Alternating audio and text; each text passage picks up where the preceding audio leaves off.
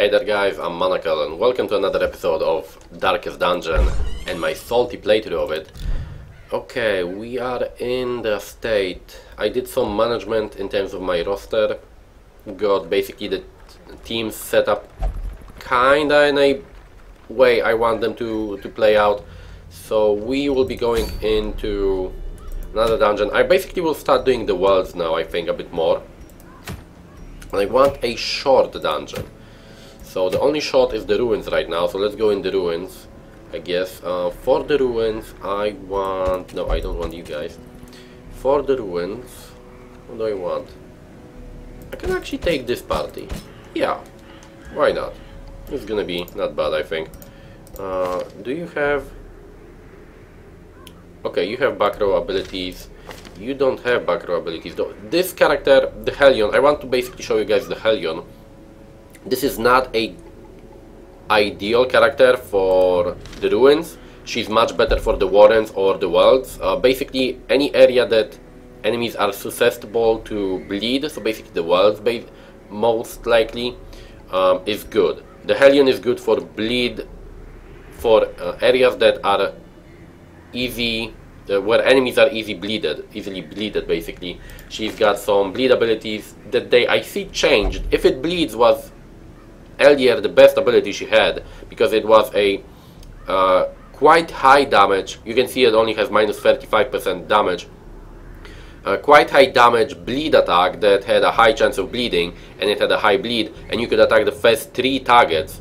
Now I see decreased it, so you can attack only the middle 2 targets, so you cannot attack the first guy, which I guess is okay. It's not really a great change, but I guess it's okay, it's acceptable. Okay, let's send them in the ruins. I'm not gonna switch her abilities because, like I said, we don't really need that.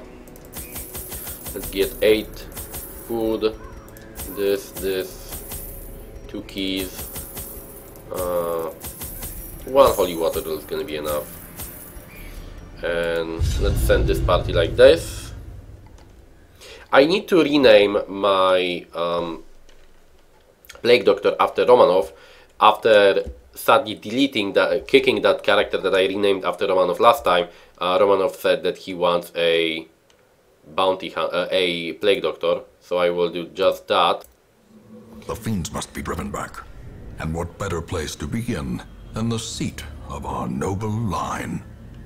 Okay guys, I had again a crash of the game, which is quite annoying, so I'm sorry about that. Hope I of course will edit that out in post-production, let's say. Post-production, it sounds weird, right? I will basically edit that out, so you guys will not sit through that. But this is the second time or third time already, no, second time in this playthrough that the game crashed for me randomly when I was just loading a level. So it's quite weird. The game is already fully released. This is the full version of the game, and it's very unstable for some reason. I do not understand why that is happening. Maybe it's because I am using OBS to record the content. That's possible. Maybe the game just doesn't like programs that hook into it, attach themselves to it, or something like that, and that's why it crashes. But like, let's be completely honest, this is a 2D side-scrolling game. It should not really have any stability problems on any PC, any modern-ish PC, right? Like I said, this is an old game. It should not have any problems like that. So it is a bit questionable what the hell is happening with it, if you ask me. I like the Hellion. The Hellion is a fun class. I like the design. She looks... last episode I was talking that the Crusader looks exactly like the typical Dark Souls 1 player, using the Elite Knight set combined with a Claymore. Because like, whenever you see anywhere images or like fan art or anything of Dark Souls, usually you will see a player character using the Elite Knight set and wielding a Claymore. I know I did that and used that combo, you know, multiple times when I was playing Dark Souls, when I play Dark Souls. That is basically the go-to setup for early game for me on any character that I play with. So I know I did that a lot, and I know a lot of other people also were doing that. So the Crusader definitely is, the whole look of the Crusader class is inspired by that. But I think that the look of the oh, you didn't kill the corpse, that sucks. But I feel that the look of the Hellion, as you can see here, this is so clearly based on the Barbarian class from Diablo 3, a female Barbarian. She even has red hair, for fuck's sake, like so visually easy to spot that she is based on the Barbarian from Diablo 3. She even has the face paint and everything and the red hair, like. A trifling victory, but a victory nonetheless. Okay, you got a dodge and protection aura. Well, that's good for you, man. Good for you. Okay. Let's disarm. Thanks. You get some stress reduction. I like the fact that they added stress reduction. Okay. Decorative ends are the thing that I told you about that you should take holy water for. If you use holy water on decorative ends, you will get gems. As you can see, a nice amount, like 1,000, almost 2,000, 1,750 gold just from that. So it costs you only 250, and you get up to 2,000, maybe even more. Sometimes you get the better gems, the ones that are worth like 1,000 and stuff. So it's definitely worth taking at least one holy water for ruins. And that's one of the things that I talked about, I think, in multiple previous episodes, is that the Archive Dungeon really, in terms of the curios and just using the interactable objects, the curios, it's very important to learn what items, what curios you can use in which areas, and learn what is the respective item that you need for that area, right? For, like I said, for the ruins, you want to have holy water. But for a lot of other areas, holy water will be completely useless, right? Similar with other things. Bandages, for example, are not only very important for areas that have a lot of enemies that inflict bleed, but also, for example, in the worlds, bandages also are very useful for getting loot from things like tree trunks with spider webs and from corpses. This expedition at least so promises success. You should take bandages there also, not only for the bleed that enemies inflict there, but also for the fact that you get the possibility, to get more items from it, just because you have those objects with you. Second hunger event, that's not good because that's all of our food. Random hunger events are very, very unfun. Very unfun.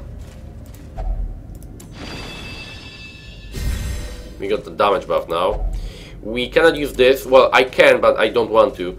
If you have a medical herb, you can use. Oh no, I have medical herbs. Okay, I didn't notice that. We'll move back for that in a moment. No, not blight. No. Stun. Oh, that is good. But we are marked. We have to kill them very fast now. Okay, good. And this one dies. Kill yourself. 5, good. Almost full. Die. Good. I didn't notice that I have medical herbs actually. Ghoulish horrors, brought low and driven into the mud. Gold and diamond. See, we gained basically 2,000 bucks, 2,000 gold from that. Very nice. We know that there is at least one more room battle. I hope it's in this one here, because if it is, we can end the dungeon without taking any stress and any. See, that this is one of the problems with the game. Hunger is random, and I had 2 full meals for every one of my characters, but because of the room design, the dungeon design, I had it used and I don't have any food, and now I take a lot of stress. I could have finished this dungeon with no problems and with no stress increase basically, and would be able to send this team again in the next dungeon for another run. But because of the stupid fucking nature of the RNG with hunger, I was not able to do that. They took a lot of stress, they took a bit of damage, and it's just completely idiotic the way it works, really. There's no reason why the hunger system should be random. This is a small dungeon and I had 3 hunger events in a small fucking dungeon. There's no explanation for that. That's just another little bullshit thing that they added to the game to fuck with you as the player. Like, I talked about the fact that certain abilities were changed so they are more problematic, and this is again a situation like that, where from the start of the game, when the game came out, they for some reason were insisting on the hunger system being random, and things like that happen all the time. You go in a small dungeon and you get 3 or 4 hunger events because the game says so, right? And so you think, okay, I'll take more food, but then you go in the same small dungeon and you will have 1 hunger event, and you will have like 3 portions of, so basically you'll have 12 food rations, right? And you will never use even half of them because you're gonna have 1 hunger event. It's idiotic. It should not be a fucking random thing. It should be based on a meter or something that doesn't allow things like that to happen. I had basically the hunger event happen every fucking time I was in a corridor right now. Like 3 hunger events in a small dungeon. And I know why it happened. It happened because I had to backtrack a lot. Whenever you backtrack, it basically, I think, increases the hunger. Remind yourself the confidence hunger slow and insidious frequency, killer. I guess, that can happen, or increase the chances of it happening. But that's not my fault or the player's fault that the dungeon is designed like that. You cannot know before you start the dungeon if it's gonna have a lot of backtracking. We dug right? for months. So the game forces you to either take more and lose, rewarded with madness, or take less and lose again by taking stress damage and overall damage for nothing. It's not like it's something you can predict in any way. It's just stupid. It adds a not like, I understand that they like the idea of RNG, but RNG has to have a point. You have to have, with RNG, you have to have a way of preventing things from happening, or preventing the results of being too tragic for you in a reasonable fashion. If they make it like this, where I can either lose or lose, that's stupid. The way it should work is I can either take more food with me and not have the hunger event happen and not starve, but then I should be able to sell the food or save the food for the next trip and sell it for the amount of cash they spend on it, not for a fraction of it. Or they should just introduce a hunger meter, because if they want to be so,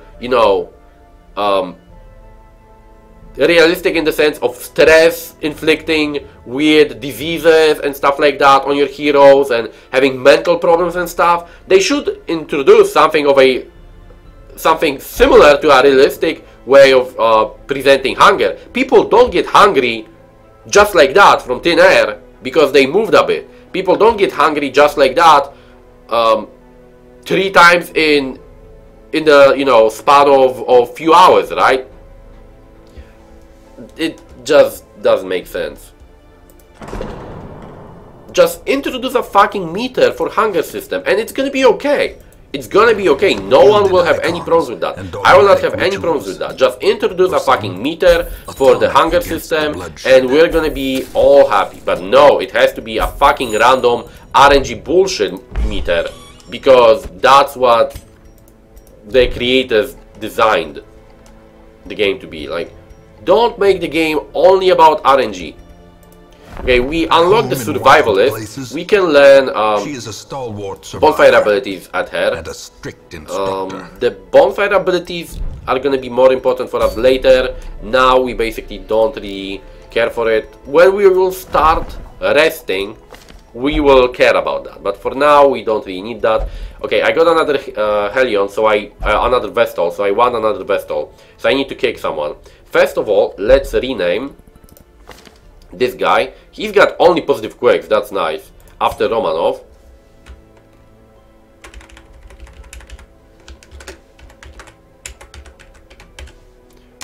Hopefully I will not delete him anymore. Okay, and now we have to kick someone. We have to kick... How many Crusaders do I have actually? Okay, one Crusader, 2 Crusaders. I have few Highwaymen. I think few too many. I don't think I need that many Highwaymen. Okay, you got minus crit chance. Maybe I'll kick you actually, you know what? Maybe I'll kick you.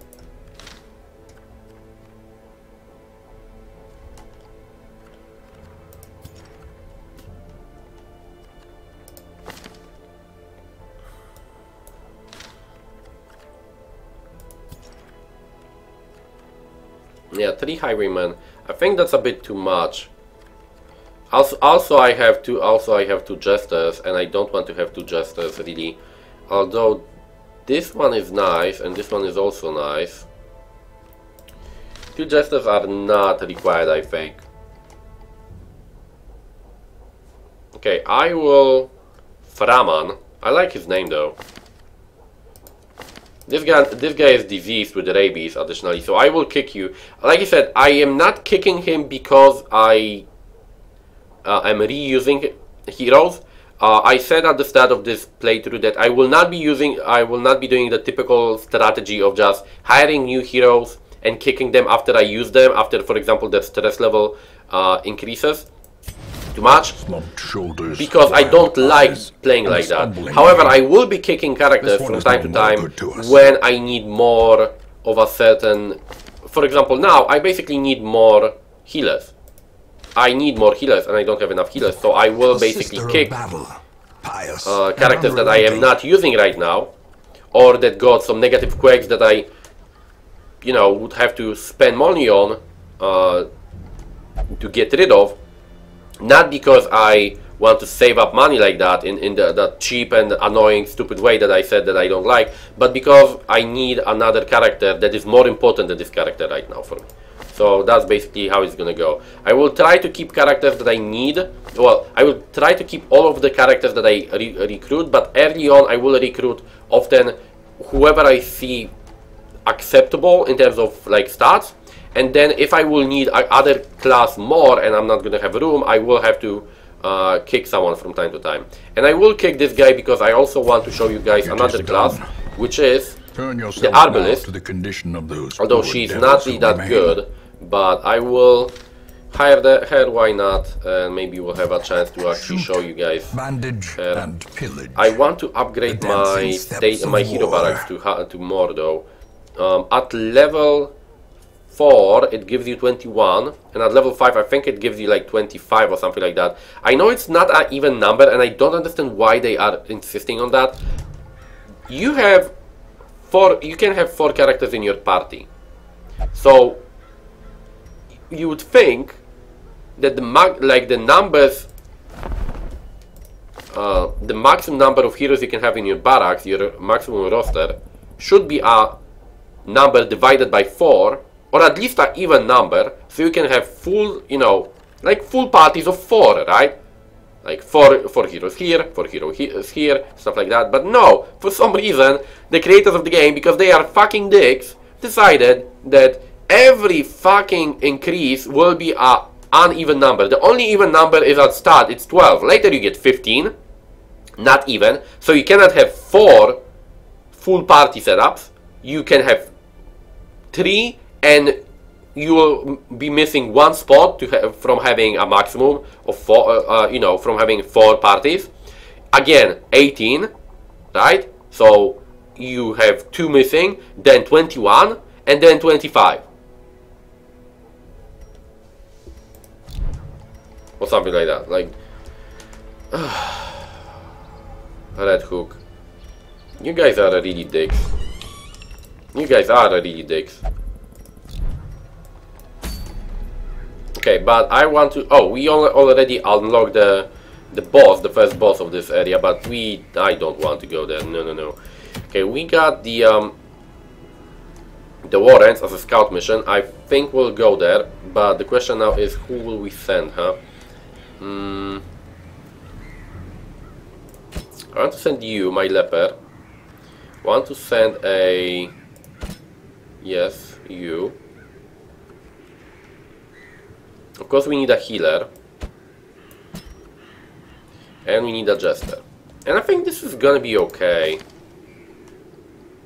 Although I don't have open vein, I need to reskill this guy. Wait a sec. Guild. Where are you? You. Let's give you open vein.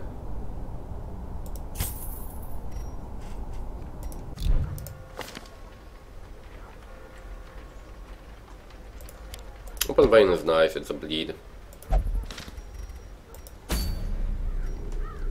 Although they are immune to bleeds, I think, right? Man, I never remember which one is bleed immune and which one is blight immune. No, this one is blight immune, this one is bleed.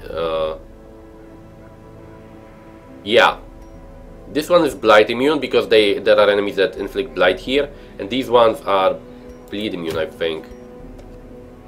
Okay, well, we'll test it, I guess. Like, what can I say? Okay, you get heals, you get stuns, you get everything. The worries, plus 30% stress damage, that's not the problem. Ruins phobia, huh?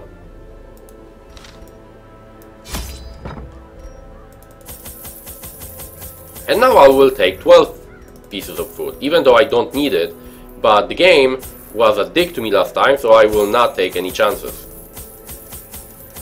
Which is a bit annoying. I hope the game will not crash again, because if it will, that's gonna be very, very not fun. The main problem with the game that many people have, I would say, except, like, if you watch the last episode, I was raging a lot because they are changing things all the time that were, like, for example, the Holy Lance thing that I was raging so much last episode. I still think that's a idiotic and dickish thing to do. And similar with other things that, like I said, no hunger meter, just random hunger events and stuff like that. That's stupid in my opinion. But I think a lot of people don't like one thing. Really, you resisted at 25? Come on, that's 25% chance to resist the stun, and you of course resisted. Great.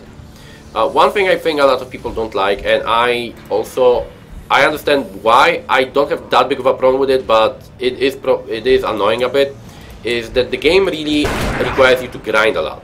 The game is designed around grinding. Wow, that's a nice crit.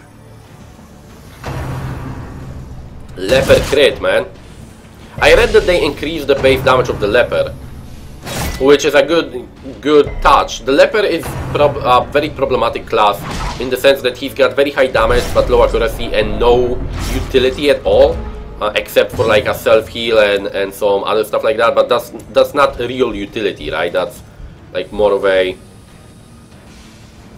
I can do some additional stuff but not really that much.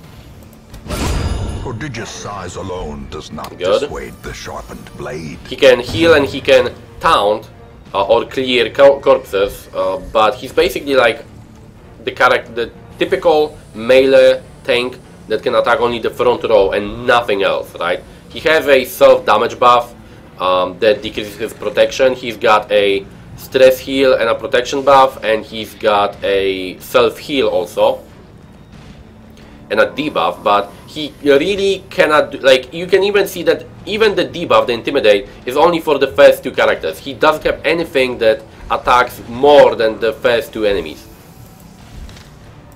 which is problematic. But what I was saying is that the game has a lot of grinding in it, and a lot of people don't like that. I would say I am quite used to grinding because I did play a lot of Asian MMOs when I was younger. But overall, I understand that a lot of people don't like that, and I understand why they don't like that. Grinding is something that, you know, most people right now don't really care for and don't really have time for and don't really want to do. In games, people just want to jump in a game, get some progress and jump out, and that's not really fully how it happens in Darkest Dungeon, because you need to grind a lot of upgrades just to progress higher in the game. It's not like a typical game where you... Wow, I'm missing a lot and you fuckers are dodging a lot. It's not like a typical game where you basically...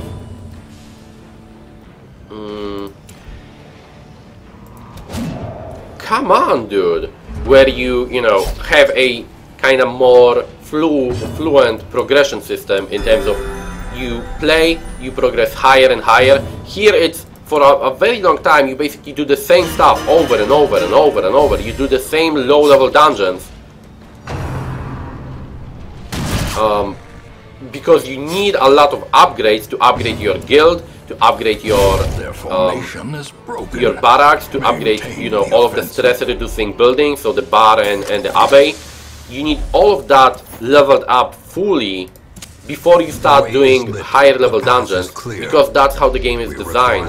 The game is really punishing in many aspects, and if you do not level up your buildings, you will get basically screwed by the game, right? You have to level up your things as high as possible, and then start using that and leveling up your heroes' abilities and equipment, and then going to above apprentice level dungeons to have a chance even of surviving and of the heroes not dying. And another thing I want to point out and mention that I think is a very poor decision is that if your high level character dies, it basically destroys your whole team. If you don't have a replacement, and you usually don't, it usually fucks up your whole progress with a party, because you can... I already talked about it, but again, I just want to stress out how annoying that is. If you have a four-man party of level, let's say, level 3 or level 5 characters, and one of them dies, you cannot just get a level 0 character and... By the way, why am I missing so much? You cannot just take a level 0 character and send them with the higher level guys in a party to, you know, speed farm, like, you know, power level him, right? You can't do that, because he's gonna die.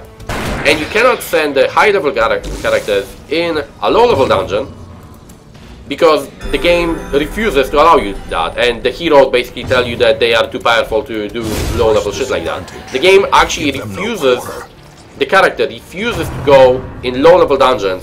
If it's higher, if you have a character of level 3, it will not go in level 1 dungeons, and you know, so on and so forth.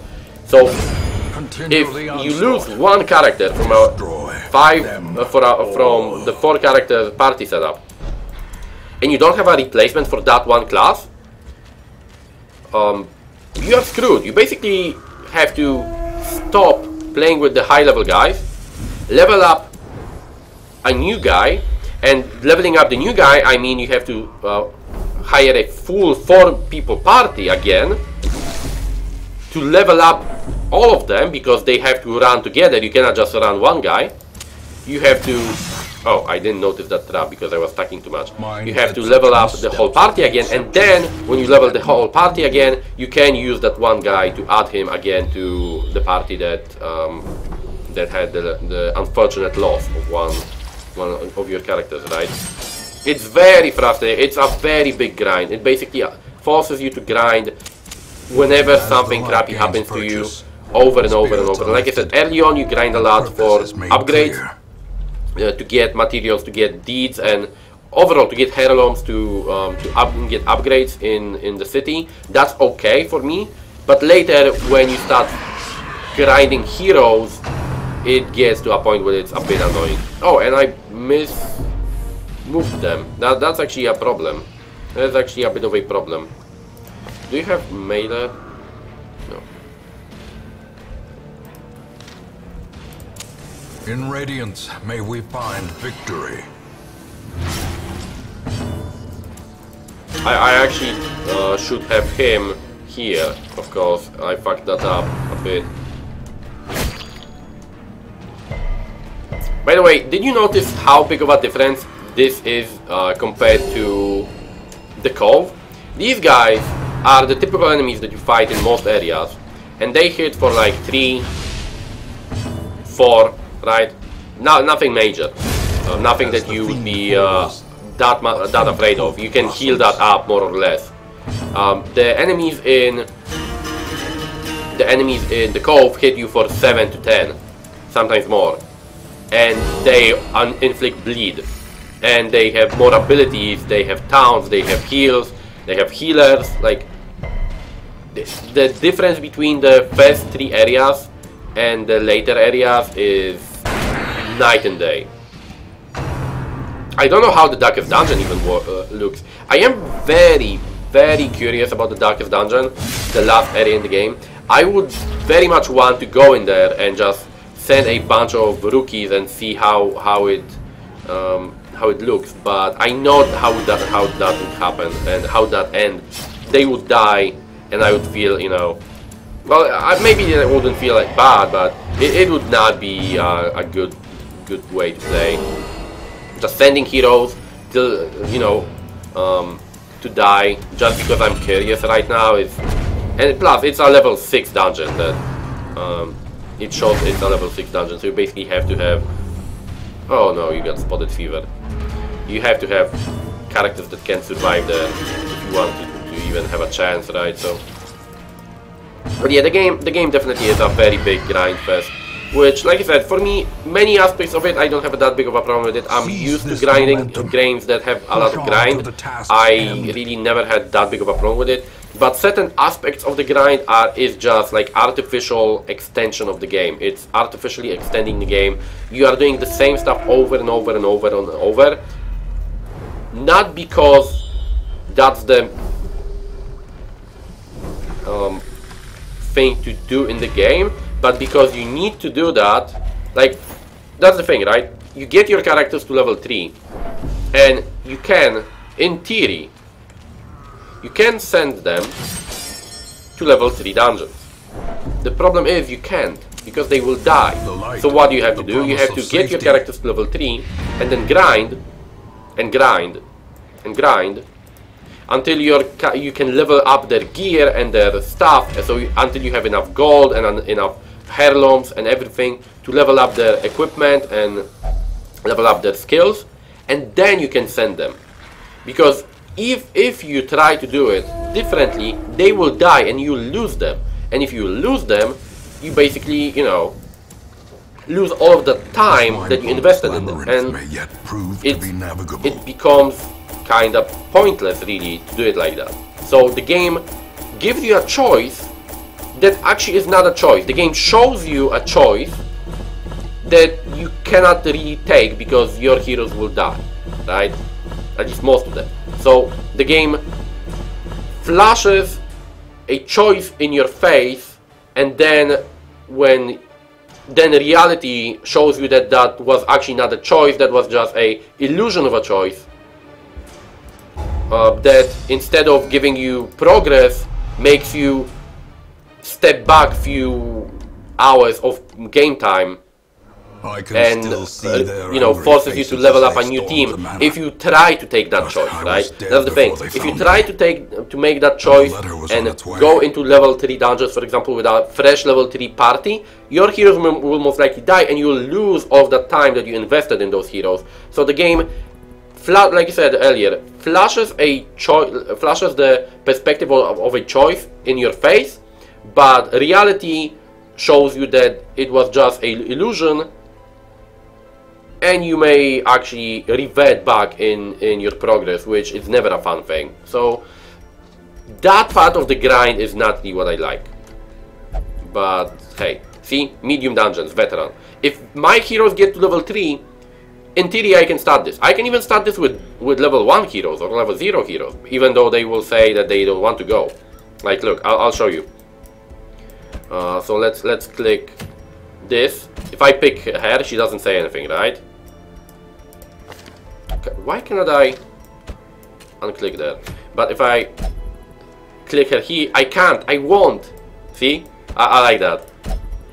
I fear this task is beyond me. Oh, he's not saying anything? Really?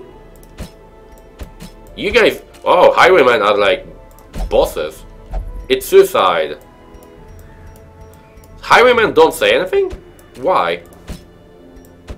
They don't give a fuck. Interesting.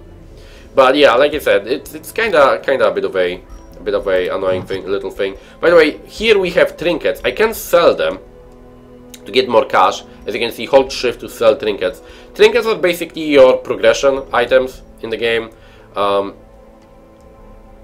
The game has a very, I already explained that, a very basic upgrade system where you gain HP and evasion when you level up your gear, and you get just basic percent crit damage increase and base damage and base accuracy increase for your abilities, or base like bleed or blight damage increase from your abilities. So the majority of your character creation, the majority of your builds and majority of your just character improvement and character variety is from trinkets. Trinkets decide on what your character is good at and how your character will play, because they have a lot of interesting aspects to them, and basically the majority of the stats you gain from trinkets. You can have two trinkets at a time. Here, as you can see, you cannot have the same trinket twice. So for example, if I have two Unholy Slayers, I cannot put two of them. They made that because there were certain trinkets that were so powerful that people were just using two of them at once. For example, trinkets that give you percent protection on Crusaders, you were just using two of them for a Crusader, and you had like 50% or, you know, 25 or something percent damage reduction from protection, and Crusaders became almost immortal, right? They were taking like 1-2 damage from everyone. So they basically made it so you can only use one of a certain type of trinkets, which is, I think, a good change actually. I think it's not a bad change. We got some Hellions here. We still need to upgrade the stagecoach a bit more. Quick draw, that's okay. Maybe I'll hire you, another Hellion, and you have nothing really that great. That's gonna be it for today, guys. Hope you enjoyed this episode. If you did, leave a like and a comment below, and I will see you guys in the next episode. See you then.